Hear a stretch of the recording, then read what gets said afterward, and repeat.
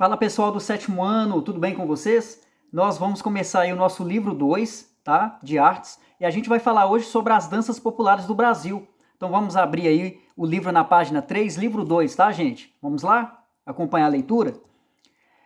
A dança é uma poderosa linguagem corporal e, por meio de expressão, percorre a história da humanidade, assim como a música, o teatro e as artes visuais. Para compreendermos um pouco mais sobre as raízes musicais do Brasil, temos que entender que essa forma de manifestação parte de três pilares fundamentais: a cultura indígena, a cultura africana e a cultura europeia. Assim, antes de as danças nacionais terem sido trazidas pela cultura europeia no século XX, quando receberam mais notoriedade, traços delas já estavam no Brasil muito antes de serem descobertas pelo resto do mundo. Então aqui está falando da influência, principalmente, né, dos países aí, né, de cultura europeia, de cultura africana, e também, né, a presença da dança indígena, que já existia aqui antes da chegada dos portugueses. Então a gente vai falar dessas influências das danças e que fazem parte do contexto das danças mais populares do Brasil hoje. Então a gente está vendo aí, ó, a influência europeia, a dança, né, presente, olha os instrumentos usados na época. A gente tem aqui a influência africana, também com seus tambores e a sua dança. E aqui a gente tem a influência da dança dos índios. Tá bom? A gente vai estar vendo sobre essas três grandes influências que modificaram aí e tornaram possível a presença da dança no Brasil. A gente vai pegar as partes mais importantes aí, gente. Nós vamos pegar aqui, ó, mais aqui de baixo, que nós vamos falar sobre a cultura da dança brasileira. Vamos pegar aqui, ó. A dança brasileira é composta pelos elementos indígenas e tem, por meio da dramatização da vida, formas ricas da expressão artística popular. Logo, o dançarino, o ritmo, o figurino e a coreografia são os quatro principais componentes das danças populares brasileiras. Então, as danças populares brasileiras vai ter a presença do dançarino, que são as pessoas dançando, né? O ritmo, o figurino, que é o tipo de roupa utilizado para esse tipo de dança, né? Os variados tipos de dança aí que nós vamos ver, e a coreografia, que também é muito importante.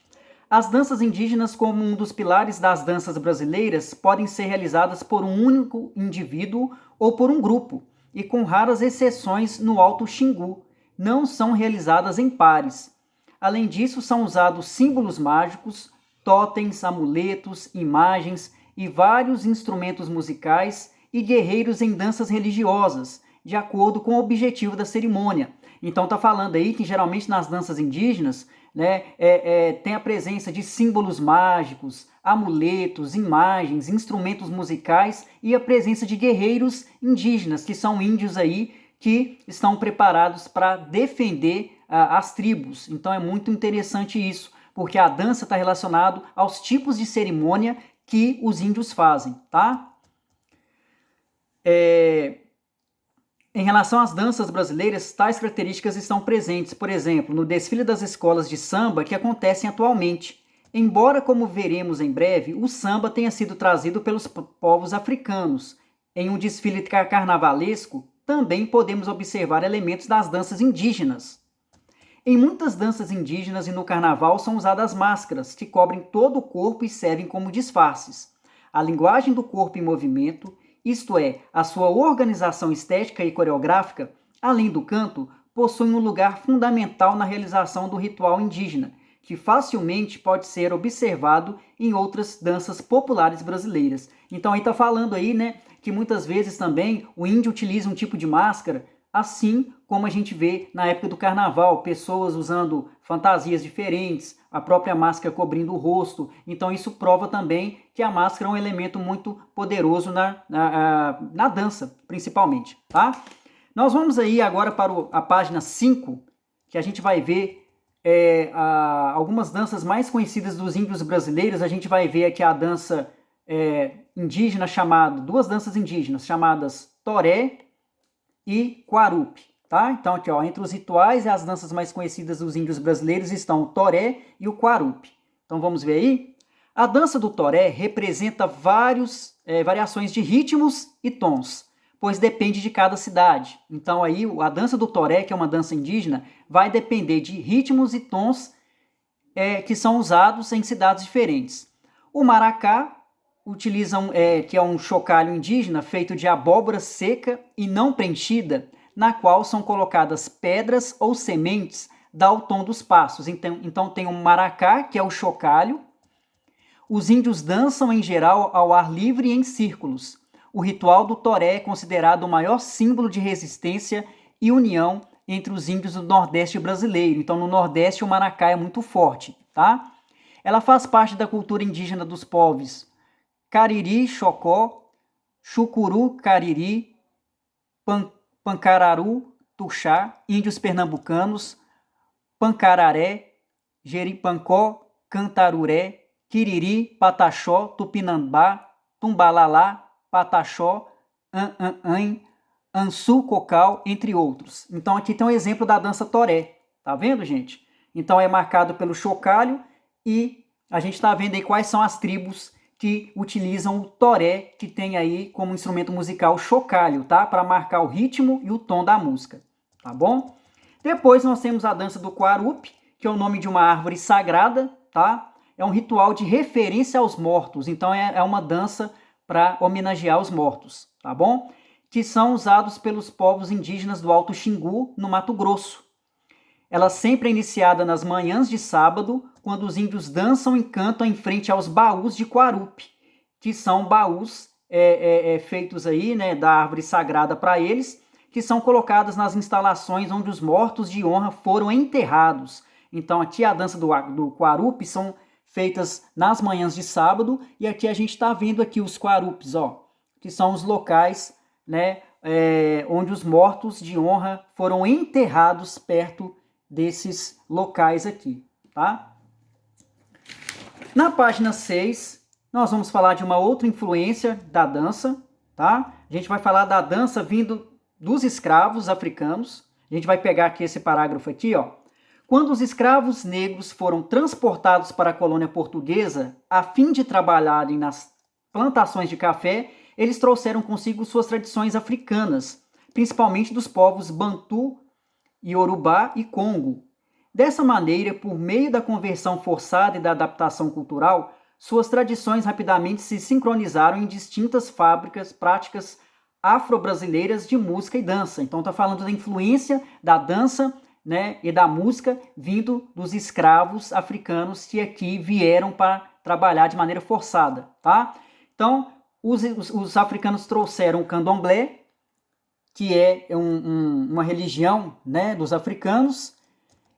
Eles vão trazer, além também de adoração dos deuses do candomblé, eles vão trazer também isso aqui, ó, canto, ritmos de bateria, geralmente atabaques e tambores, então eles utilizam muitos tambores.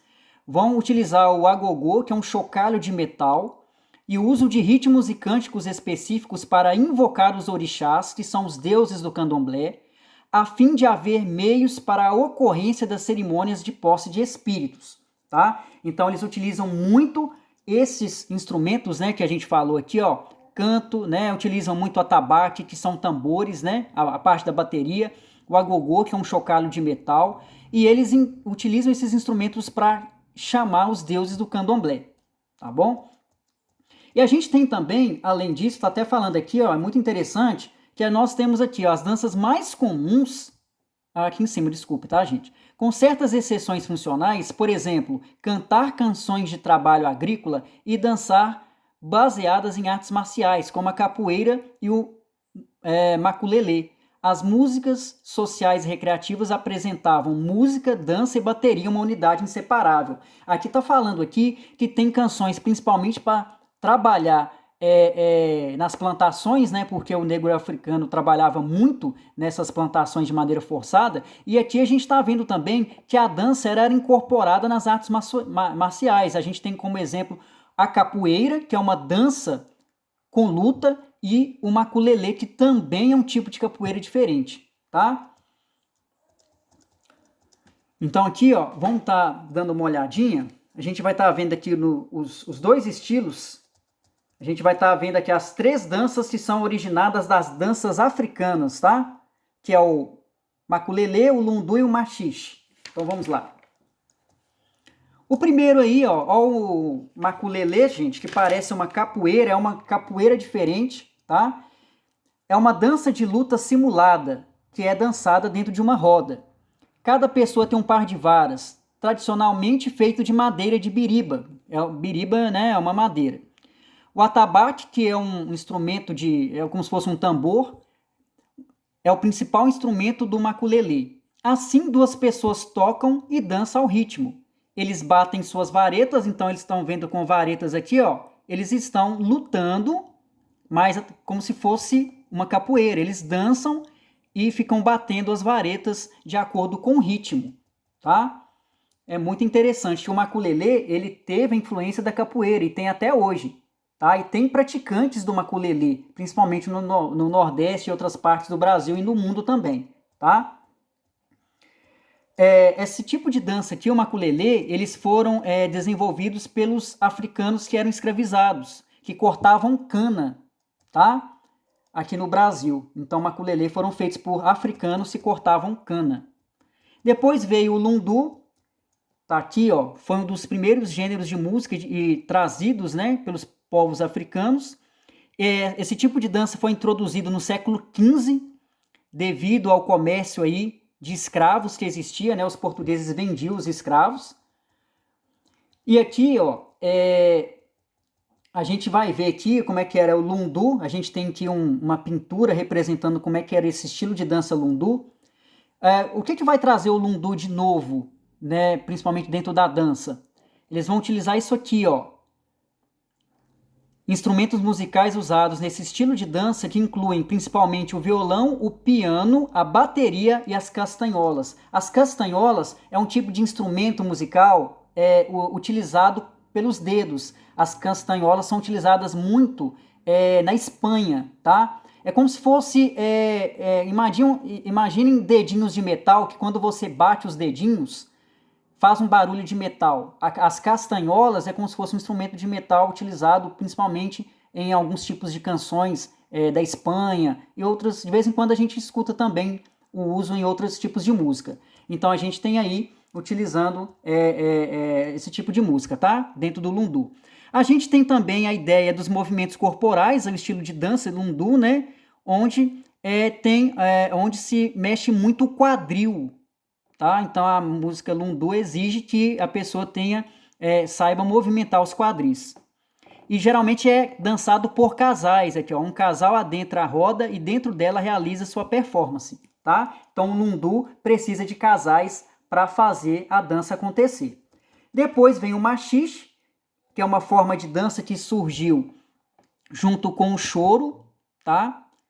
Como uma dança, o choro aqui é um estilo de música, viu, gente? Como uma dança que se tornou popular, inclusive nas cortes europeias, o machixe causou uma impressão especialmente forte com seu estilo de dança de salão. Então, o machixe é já um estilo europeu que era utilizado principalmente como dança de salão. Olha aqui para vocês verem aqui, ó. Ela surgiu no ano de 1870, tá? No final de 1870 até seu declínio, até 1920, que ela era muito bem dançada, tá bom? A música que acompanha o machixe era uma dança de casais em ritmo acelerado, tá vendo? Onde os corpos dos dançarinos são pressionados juntos e as pernas são frequentemente entrelaçadas. Então os casais dançavam muito juntos, tá? Dentro desse ritmo.